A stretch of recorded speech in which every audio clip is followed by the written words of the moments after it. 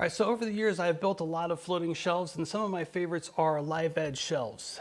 The challenge with live edge shelves is finding adequate hardware that's easy to install on such a thin shelf, because there's not a lot of room inside this shelf to get it mounted to the wall, and so it's always a pain. So I have been on a search for the best floating shelf hardware I could find, and I think I've found it. So for the longest time, I've been using this style hardware. All right, so basically it's just a long stem attached to a small little mounting bracket on the end that gets screwed into your wall. So I've used this bracket in a lot of different projects and it's never failed me, but my biggest concern is when I ship it to a client. Each client has a different level of DIY home improvement skills, and some of them are intimidated when it comes to installing this bracket. All right, so it's generally good practice to find a stud whenever you're hanging something on a wall.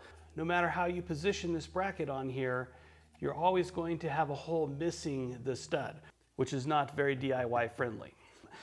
There's no way for me in my shop to find out exactly where this is going to land on a stud in relation to where they want to hang it. So they're going to have to drill a hole into their floating shelf.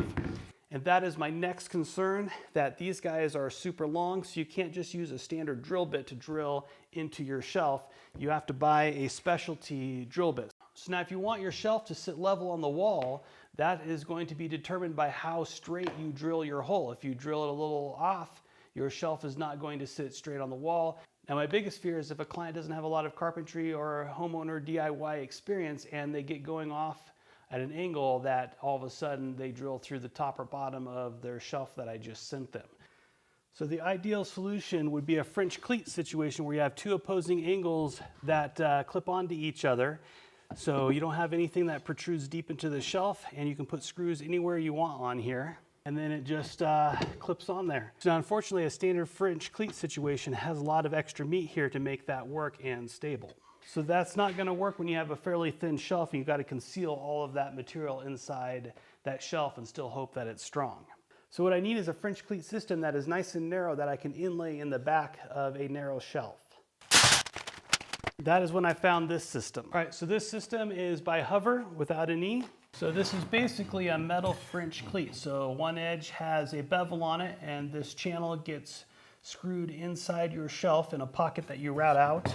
And then this piece has the corresponding bevel on it, and that gets screwed to the wall. So that way, when you go to put your shelf on there, it still locks on there just like a wooden French cleat, except this one is metal. So it locks on there just like that. So as makers, we never want to get that phone call that something bad has happened. So I'm going to give this guy a test. I'm going to build a shelf and I'm going to install this in it. And I'm going to hang it up on the wall to see if it is DIY friendly as possible, and make sure that I'm comfortable that any client that I have that has any skill level will be able to install, and then see if it meets or exceeds the strength and usability of the one that I have been using previously. So let's go get started building the shelf.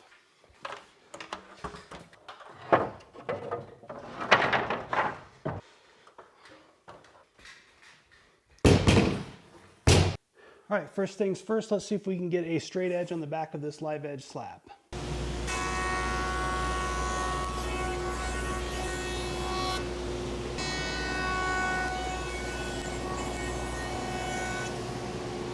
I think I need to freshen up the end grain. So if you're on a date and she says she needs to freshen up a bit, this is what she's doing. All right, so now I'm going to lay out for the dado for this track to go into.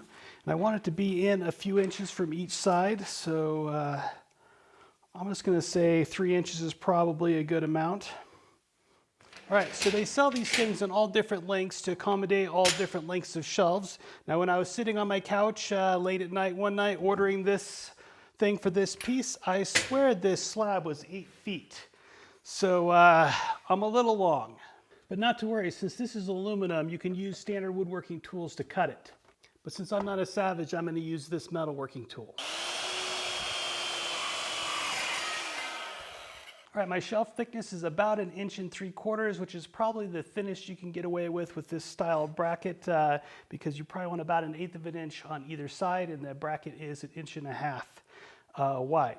All right, so to route the groove out to accept the bracket, if you want a little excitement in your life, you can order an 1.5 wide bit to spin at dangerous speeds in your router.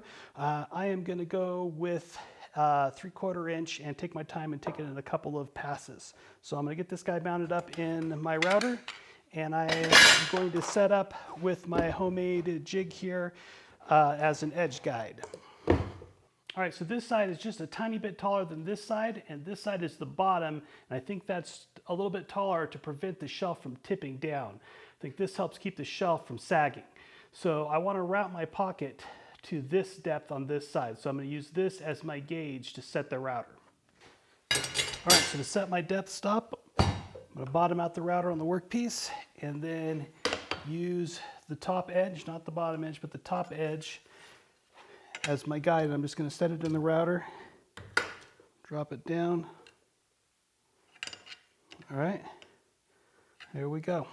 All right, so I'm going to start on my layout line on this end, and I'm going to do a few shallow passes until I get down to the depth, and then I'll flip this rig around and do the other side several passes until I get down to the final depth.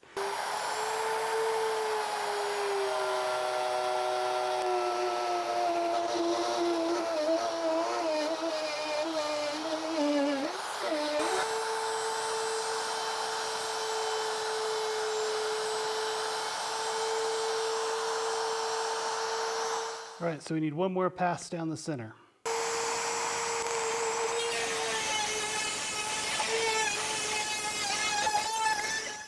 All right, so the router bit left the scallops and rounded corners just because the router bit's round, of course.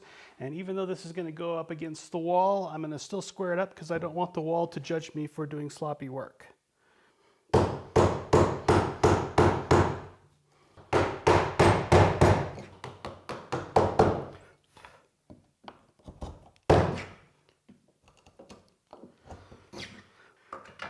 All right, and then our bracket fits perfectly in here, perfect spacing top to bottom, not too tight, not too loose. It just slides right in there, and it fits just a tiny bit below the surface of this, so it'll all be concealed when I hang it on the wall. So I'm pretty happy with that fit. So now we need to install this guy permanently into here. All right, so this has a top and bottom, and just like a French cleat, this angled portion is your top. So I need to make a decision on which side to mount this to. All right, so normally when I do live edge work, I have it so the bevel is facing up unless the client requests it the other way. And I would almost do that with this one, but this one, the bevel is almost straight up and down. But I don't like the staining in the grain here. So you have another piece here. This is no big deal, I can sand that smooth, but I don't really like the staining in the grain. So I don't think I'm gonna go with the bevel facing up this time, because if we flip this guy over, and look at the back has a really beautiful color ribbon in it, nice clean all the way down. So even though the bevel's not facing up, if I mount it high enough, I'll still have a nice looking bevel, but I won't have to look at that stain. So I think I'm gonna have this as my top this time. So that means I need to mount my bracket inside here with this bevel edge towards the top. All right, so when I cut this to length, I cut it 1 inch shorter than what I routed the pocket to. So that way I have a 1/2 inch of play on either side. So when I go to mount it on the wall, I have a 1/2 inch of room to fumble around and fudge it around and not have to force it exactly into that pocket. So it'll be easier to find it on the wall. So I'm gonna split that inch difference and put a 1/2 inch on this side. So I'll have a 1/2 inch of play on the other side. All right, so I ordered the installation hardware kit, which is sold separately from Hovr. And inside this installation hardware kit, it comes with 1.25 inch long screws that are almost like a pocket hole screw, but it has a really wide head on the top. And that wide head is so when you drive it through the pre-drilled holes in here, that it doesn't suck through. Like if you were to use a drywall screw that has a tapered head, you could suck that drywall screw all the way through and not have a lot of holding power. So drywall screws are cheap, but it's not appropriate for every installation. This isn't a dust collector that we're installing. All right, so I'm just driving them down till they snug up. I don't want to overdrive them, and I'm going to just go along here and put one in every single hole as I go.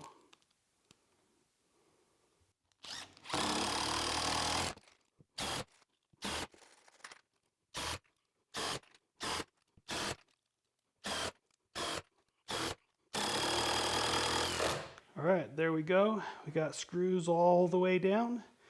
They say that this will hold up to 350 pounds, I think is what I read. So that's probably why there are so many screws, to make sure that this doesn't strip out and you dump grandma's fine china on the floor. All right, so the rest of the stuff that comes in your installation hardware kit are some screws to mount the male flange to the wall, a drill bit to drill through the male flange. So once you locate your studs, you drill through the aluminum, and the aluminum is pretty soft, so it should drill nice and easy. And then you have some set screws that will lock the male piece to the female piece that's in your shelf. And then these set screws, you tighten it down with this Allen wrench that also comes in your installation hardware kit. So next, let's install these little set screws. All right, so to install this set screw, you're going to want to order the bit pack if you don't have these tools already. All right, and that is a drill bit and a corresponding thread tap. So on the bottom back edge of the shelf, I'm going to come in a few inches to make sure I am into the meat of the bracket here. I'm going to measure in from the back edge in 1/2 inch. All right, and that's where I'm going to drill and tap for the set screw. And I'll put one on this end, one on that end, and then a couple in the middle.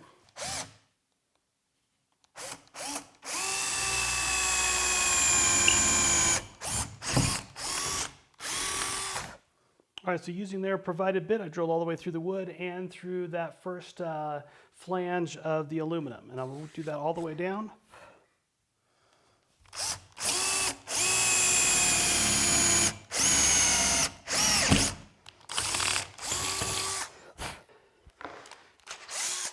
All right, so I'm going to change out the drill bit and put the tap in.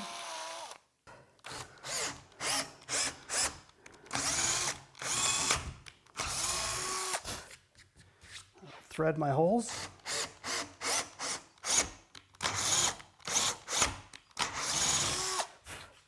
All right, so the set screw goes through there, it's into that threaded hole, and our male part gets screwed to the wall, and the male part has this little flange in it, and this female part has this little flange in it. So when you put the two together and you tighten this guy down, it presses on those two flanges and prevents anybody from lifting up off the shelf and causing it to unclip.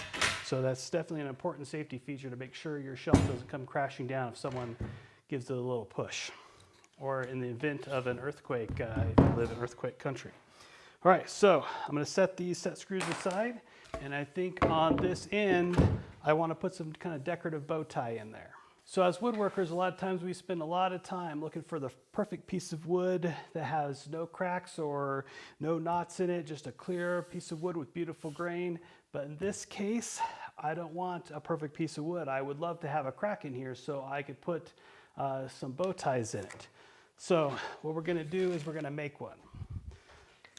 So I think I'm going to kind of follow the grain here so it looks natural. So I think something along these lines.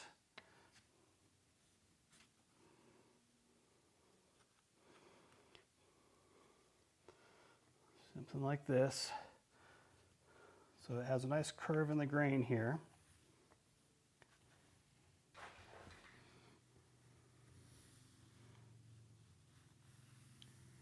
So that's going to be my crack, I think. All right, it's got a little gouge here.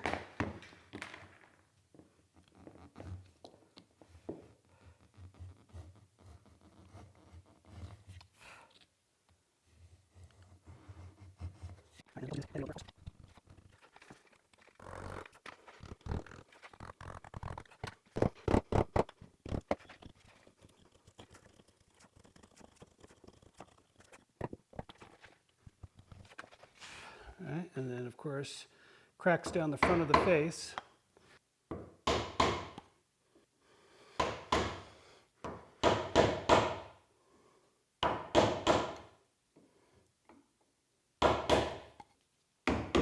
We're going to carry it around to the bottom just a little bit so it looks as authentic as I can get it.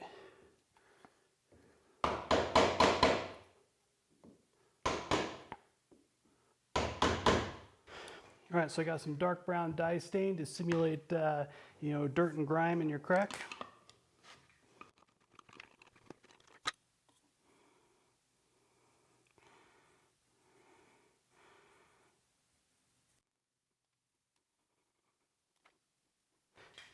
All right, so there's my layout for my bow ties. So I have a video where I go into a lot of detail on how I cut these or how I inlay these by hand with just a mallet and chisel. I'll put a link to there somewhere, but for this video, I'm just gonna bang them out real quick here.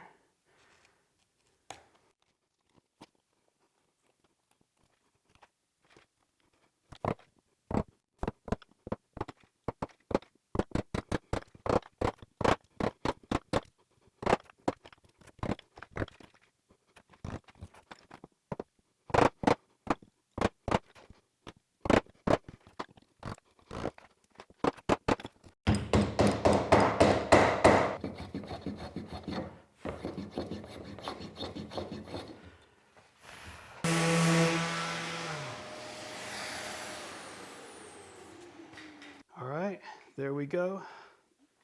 Bow ties are in. So now I just need to get some sandpaper on this guy, then we'll put some finish on it and go hang it up, and we'll see if this hover bracket holds up to expectations. Really like how that carved crack turned out. I think it looks pretty sweet. All right, we got some finish on the shelf. Looks pretty good. All right, so before I clip it on the wall, I'm going to put those set screws in the back, but not all the way, just enough to get it started so I'm not fumbling around when it's upside down. All right, everything we've done up till now is what I would do before shipping it to the client. So now the client has a product, so we're gonna see how easy this is to install. If I think a client that does not have a lot of DIY skills can get this thing installed without any issues. So what we've done is I found out where I want to put it on my wall here. I've marked, which you probably can't see that far away, the stud locations. Then I put this guy up here where I want it, and I've transferred those stud locations onto the rail and drilled out for the screw holes.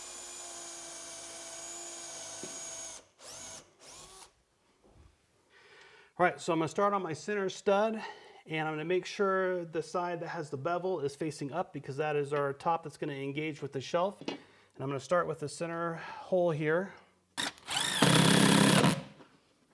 And I was careful not to overdrive it. I don't want to suck the screw through the shelf or deform the shelf bracket. All right, so now that I have the center one done, I'm gonna put my level up here, make sure I'm level. Go down here to the end.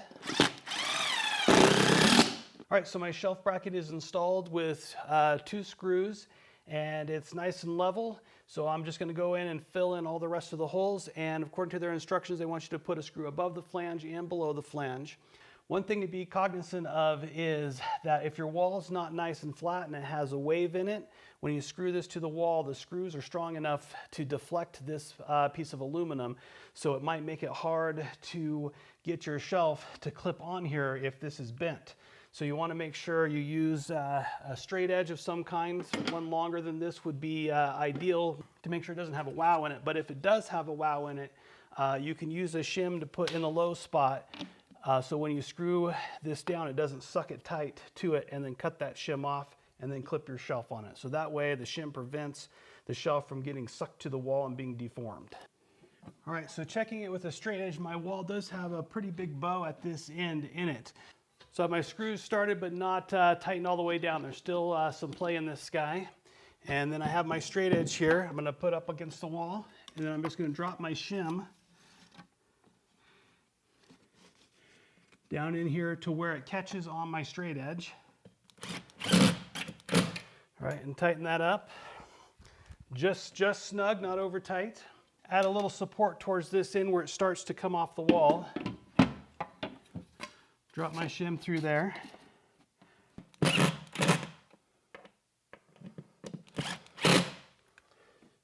Just snug them down.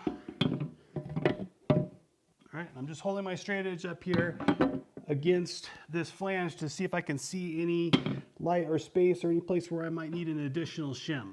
All right, and then once I'm happy with that, I'm just gonna take my utility knife and scribe along my shims and cut them off. All right, and since I want my shelf to sit in this bevel area, I'm gonna cut away the area in the bevel.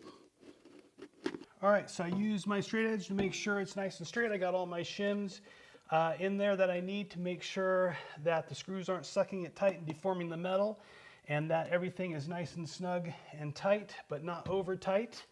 And most importantly, this bracket needs to be nice and straight for that bevel to hook onto. If it's not straight, it's not gonna hook onto there. So let's give it a try and see how we did. All right, and this is where that 1/2 inch play on either side to wiggle it back and forth, so I don't have to try to perfectly find the hole. All right, got it on there.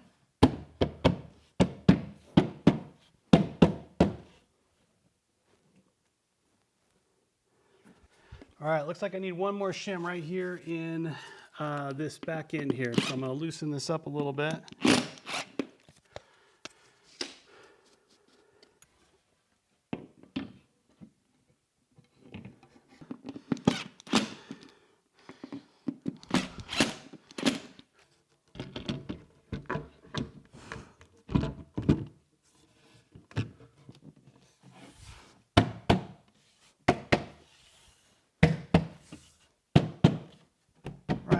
Couple little bumps to get it locked into place. I'm pretty happy with that fit, so I'm going to go ahead and tighten my security screws down. And same thing with everything, just snug, finger tight. Don't need to over crank it. Probably break something or strip something out.